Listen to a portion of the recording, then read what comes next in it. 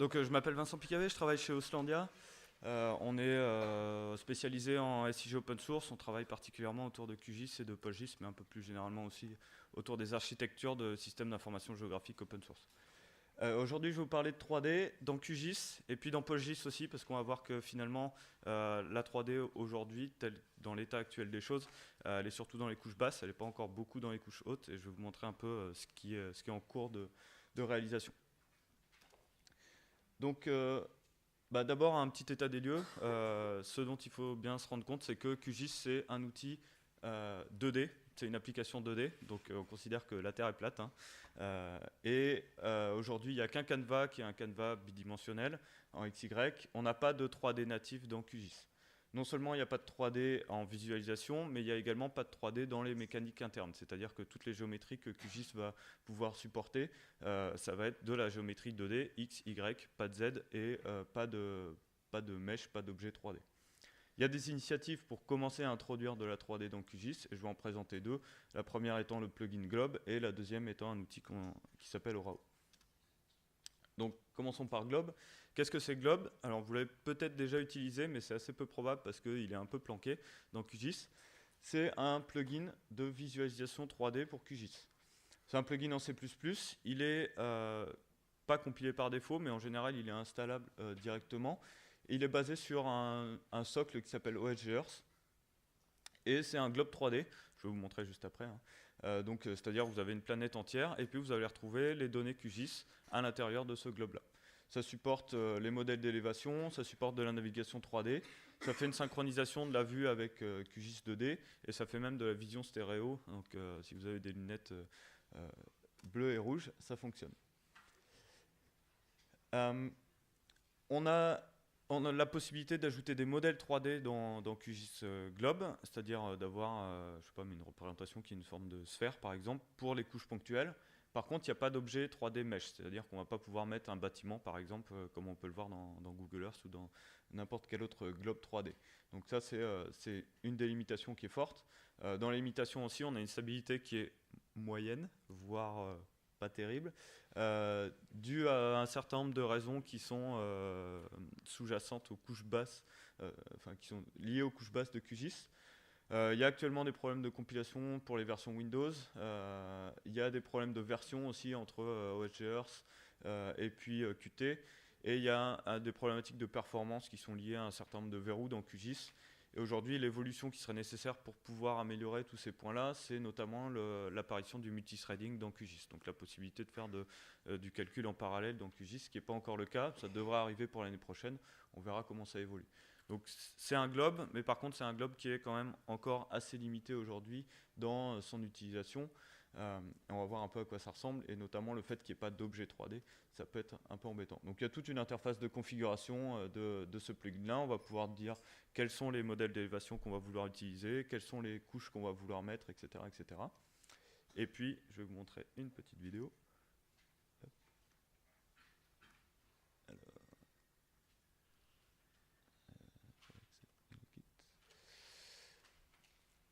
Donc ça, c'est une petite vidéo rapide du plugin Globe. Donc c'est un projet QGIS classique en 2D ici. Hein. Et puis on va pouvoir lancer le plugin Globe, qui est donc une planète, et on va retrouver à l'intérieur le projet QGIS 2D qui est reproduit dans l'interface du Globe en 3D. Alors ce qu'on peut voir, c'est que ici c'est un plaquage en fait de la visualisation 2D sur un MNT 3D. Donc il y a un MNT qui est le modèle d'élévation 3D du terrain, et on prend le projet QGIS tel qu'il est représenté, et on va directement le mettre sur ce modèle d'élévation là. Ça c'est la principale fonctionnalité du globe dans QGIS à l'heure actuelle. Donc on a une mise à jour automatique entre les styles qui sont dans QGIS et puis le globe. Donc si on va aller changer à l'intérieur de QGIS une symbologie particulière sur une des couches de données. Donc c'est une vidéo qui est sur une version un peu plus ancienne de QGIS, donc il peut y avoir des petites différences avec la version actuelle. Mais si je vais changer une des symbologies, je vais voir qu'elle est modifiée non seulement dans la vue 2D, mais elle est également modifiée dans la vue 3D. Donc on a cette synchronisation-là entre la visualisation 2D et la visualisation 3D. Par contre, c'est vraiment un plaquage du rendu de l'image 2D dans l'image 3D. Donc on n'a pas d'objet à proprement parler dans la partie globe, à part le modèle d'élévation.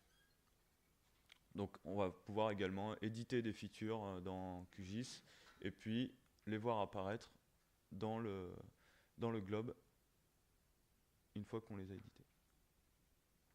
Donc ça, c'est une des premières solutions qui est apparue. Plugin Globe, il est un peu d'historique, il est relativement vieux, mais il y a encore pas mal de problèmes qui sont liés à l'architecture de QGIS à l'heure actuelle et qui font que ce n'est pas une solution qui est complètement satisfaisante. Alors ça, c'est pour la suite.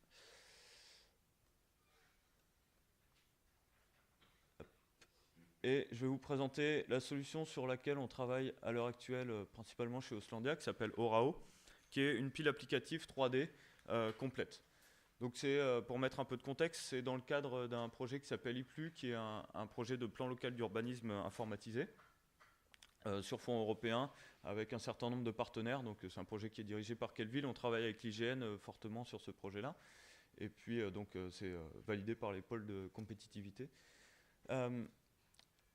Le but, c'est de pouvoir gérer un plan local d'urbanisme entièrement sur Internet, avec non seulement des aspects représentation, des aspects modélisation, mais également il y a toute une partie qui est intelligence autour des règles d'urbanisme, de pouvoir faire du décisionnel dessus. Donc ça, c'est plutôt la partie Kelvil. Pour faire du décisionnel sur du plan local d'urbanisme, on a besoin de la 3D, on a besoin des informations de 3D, non seulement en visualisation. Par exemple, ça c'est un type de visualisation d'un bâtiment en particulier qu'on pourrait vouloir, mais également en termes de manipulation. On va vouloir traiter la donnée 3D. Du coup, on a ces besoins-là. Stockage d'objets 3D, manipulation d'objets 3D et visualisation d'objets 3D. Donc c'est un projet qui a commencé en 2010, qui a continué cette année, qui sera encore prolongé l'année prochaine, 2014, et puis jusqu'à 2015. Donc on a besoin de stockage, de manipulation et de visualisation. Pour ça, qu'est-ce qu'on va utiliser? On va utiliser PostGIS pour toute la partie vraiment manipulation et stockage de données 3D. Donc ça va être notre socle de la pile applicative sur la 3D, ça va être PostGIS. Et la plupart des travaux qui ont été faits jusqu'ici ont concerné cette partie stockage et manipulation, c'est un peu la plus complexe. Ensuite, sur la partie visualisation, on va vouloir utiliser QGIS pour faire de la visu 3D. Et on va également vouloir utiliser à terme des applications web, donc du WebGL pour faire de la visu 3D. Et on a un aspect également de diffusion pour passer entre le stockage et la visualisation, notamment sur le web. On va avoir besoin de web services de diffusion 3D, par exemple W3DS. Donc ça, c'est l'ensemble des besoins sur la pile applicative. En termes d'architecture, ça ressemble à ça. On a PostGIS, qui est l'élément qui va être central ici pour le stockage et la manipulation des données. Si on est dans un contexte où on est un contexte web, on va avoir des web services qui vont servir des applications web, où on va avoir QGIS qui va permettre de faire la visualisation des objets. Sur PostGIS, on va avoir en dessous des couches qui vont nous servir à faire le stockage et la manipulation 3D. Donc GEOS, c'est plus la partie 2D. Et je vais vous parler de SF-SIGAL et SIGAL qui sont la partie manipulation et stockage d'objets tridimensionnels. SIGAL, c'est quoi? SIGAL, c'est une librairie de manipulation d'objets 3D. C'est quelque chose qui est au départ fait plutôt pour des utilisations CAO, industrielles, médicales, un certain nombre de choses diverses et variées, mais ça manipule des objets tridimensionnels réels, c'est-à-dire qu'on n'est pas en 2D, on est bien sur des mèches, des objets triangulés qui représentent des objets complets. Donc on peut avoir des mains ici plutôt dans le médical, qu'en SIG, on a rarement à moins qu'il y ait des statues bizarres à certains endroits. On va plutôt être sur des buildings pour la partie SIG, mais on peut imaginer toutes sortes d'applications, il n'y a pas de limite à ce qu'on peut stocker en tout cas. Et donc chez Auslandia, on travaille pas mal sur SF-SIGAL, qui est une surcouche au-dessus de SIGAL, au-dessus de cette librairie 3D, pour intégrer des normes qui sont des normes de l'OGC, qui régissent ce qui se fait en 3D. Donc pour ceux qui sont fans de normalisation, c'est 1907, 2013 et 1925, les normes ISO et OGC, qui vont dire qu'est-ce qu'on peut stocker comme objet 3D et qu'est-ce qu'on peut avoir comme manipulation sur des objets 3D dans une base de données, et ensuite ça va jusqu'aux web services qui sont encore en cours de standardisation. Donc ça, c'est le travail qu'on fait ici, c'est avoir cette couche ici de compatibilité OGC au-dessus de la librairie de géométrie et pouvoir exposer ces services-là dans PostGIS. Donc ça nous donne quoi? Ça nous donne la possibilité de stocker des objets 3D et d'avoir un certain nombre de fonctions dans PostGIS qui permettent de faire des traitements sur ces objets 3D également. Par exemple, de la tessellation, on va avoir un polygone et on va vouloir trianguler ce polygone-là pour obtenir un mesh qu'on va pouvoir représenter après en visualisation.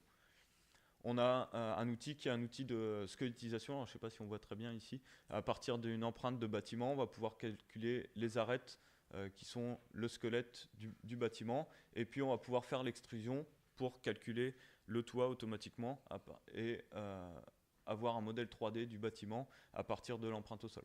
Donc ça, c'est des choses qu'on peut faire directement dans la base de données, et on va voir qu'on va pouvoir les appeler aussi à partir de QGIS. Donc tout ça, c'est l'ensemble de ce qu'on appelle ORAO, qui est toute la pile applicative, y compris la partie visualisation. Sur SF-Sigal, en termes de perf, on est à peu près similaire à GEOS pour la 2D. Par contre, on fait de la précision arbitraire aussi, donc on va pouvoir faire des calculs beaucoup plus précis. Mais ça empêche que certains calculs sont toujours longs en 3D. Ensuite, pour la partie visualisation, on a fait des tests avec Glob, avec QGIS Glob, qui a cette architecture-là. Donc Glob, c'est basé sur SGEarth, qui est basé sur OpenSceneGraph, qui fait appel à l'OpenGL et qui fait appel au GPU derrière. Et c'est directement intégré dans QGIS. C'est une approche qui est très monolithique, on a tout dans un seul bloc, et ça pose les problèmes dont j'ai parlé tout à l'heure, de performance, de verrou, de version de librairie, etc., qui ne sont pas simples à résoudre. Du coup, on a pris une autre approche, qui était de dire on va prendre QGIS et on va avoir quelque chose qui est découplé de QGIS avec un plugin dans QGIS, mais une partie applicative qui est séparée, qui va faire le rendu 3D. Donc qui est basé sur PostGIS aussi, sur GDAL, sur un certain nombre de choses. Et du coup, on arrive à des performances qui sont assez bonnes, puisque sur une ville entière modélisée en 3D, alors sans texture, on arrive à des performances de 30 frames par seconde au minimum, sans problème, ce qui permet de faire de la visualisation assez intéressante, ce que ne peut pas faire le Glob en l'occurrence. Donc aujourd'hui, en termes de visu, à quoi ça ressemble, ça va être ça, je vais vous montrer une vidéo juste après. On a des bâtiments, on a toutes les formes géométriques 3D, on peut représenter du coup des diagrammes, des choses de ce genre-là. On n'a pas aujourd'hui de gestion de texture, c'est quelque chose qu'on compte ajouter par la suite, mais pour l'instant, ce n'est pas le cas. Donc ici, on a une ville entière, ça doit être Lyon, je crois, avec les bâtiments qui sont représentés, qui ont été extrudés à partir de bâtiments 2D directement dans la base, et sur lesquels on va rajouter des indicateurs, ça doit être les taux d'occupation des stations vélo, je crois.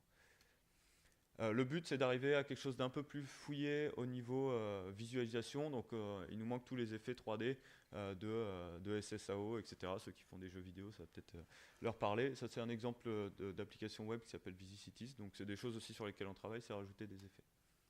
Donc, je vais vous montrer une petite vidéo qui va illustrer tout ça. Donc, on a intégré dans QGIS un certain nombre de données. Donc ici, on a un MNT, donc qui est sous forme de raster. Et directement, on va appeler le plugin ORAO, qui va être une fenêtre de visualisation 3D, qui est synchronisée également avec ce qu'on a en 2D dans QGIS, et sur laquelle on va pouvoir du coup interagir, cette fois-ci en 3 dimensions. Donc ça, c'est des données qui sont... donc on a un raster d'élévation qui est commun à QGIS ici, qui est ouvert dans QGIS et qui est ouvert également dans le plugin. Et puis en bas, c'est le DB Manager, c'est ce qui permet de gérer les sources de données, bases de données dans QGIS.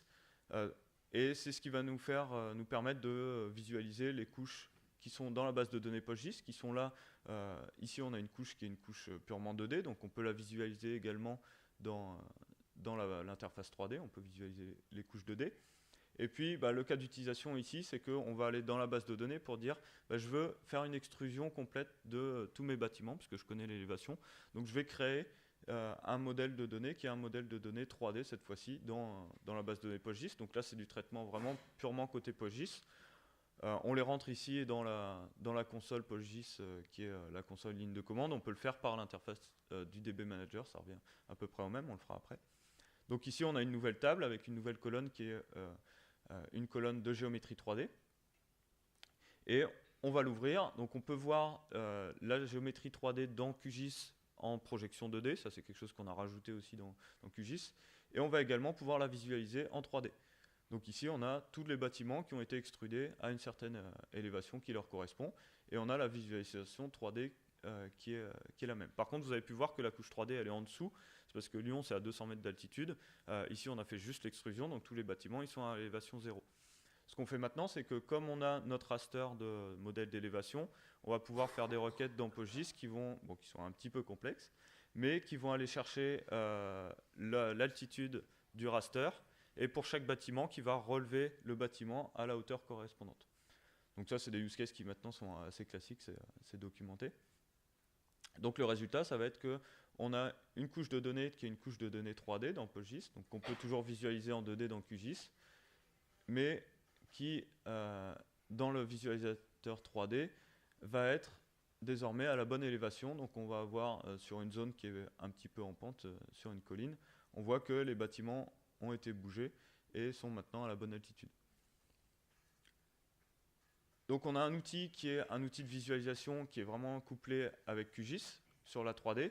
On a une synchronisation également assez basique des styles de QGIS vers la visualisation 3D. Et puis on peut faire également du traitement dans la base de données. Donc à partir de QGIS, on a l'interface où on accède à PostGIS, et puis on va pouvoir aller calculer des choses sur la base de données. On peut voir au passage qu'on fait une gestion du tuilage pour avoir des performances plus grandes. Donc on va pouvoir afficher juste les données qui correspondent à l'interface qu'on est en train de visualiser. Et on peut faire des choses un peu plus avancées.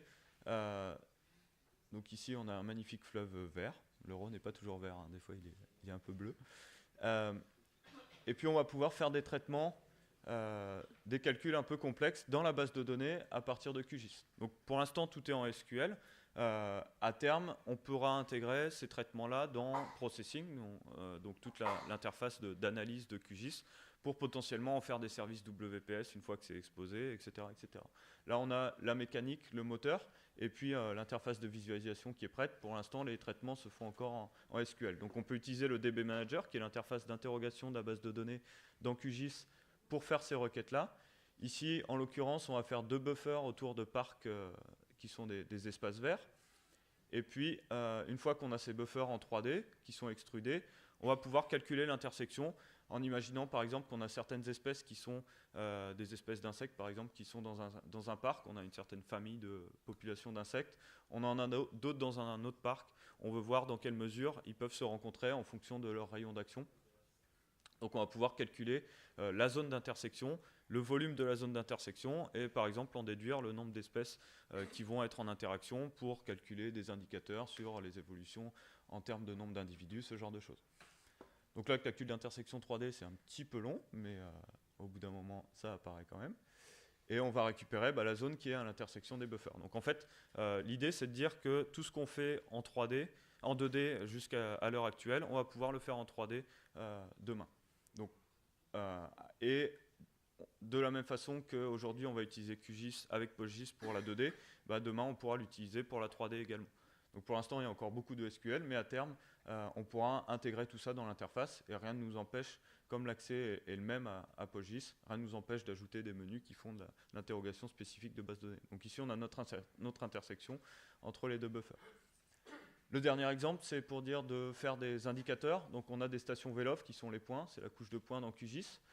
Sur cette couche de points-là, qu'on a édité, qui est dans PostGIS, qu'on peut éditer à travers de QGIS. On va éditer par exemple les données de disponibilité, de nombre de vélos disponibles dans les stations. Et puis on peut en faire une extrusion et donc on peut faire de la visualisation d'indicateurs en 3D à partir de couches qui sont au départ en 2D dans PostGIS et dans QGIS.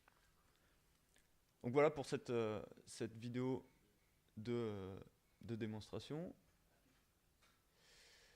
Vous avez les liens vers les différents projets qui sont impliqués. Donc il y a vraiment une couche applicative qui est multiple. Il y a QGIS en haut qui va faire la visualisation et qui va permettre d'accéder aux couches plus basses. Il y a le plugin ORAO qui va faire la visualisation 3D en collaboration avec QGIS. Et ensuite, il y a les couches un peu plus basses, donc SFCGAL et PostGIS, qui sont pour le stockage et la manipulation proprement parlée. Donc ça, c'est le schéma d'architecture globale. Et voilà pour la présentation. Si vous avez des questions, allez-y. Il reste encore un tout petit peu de temps.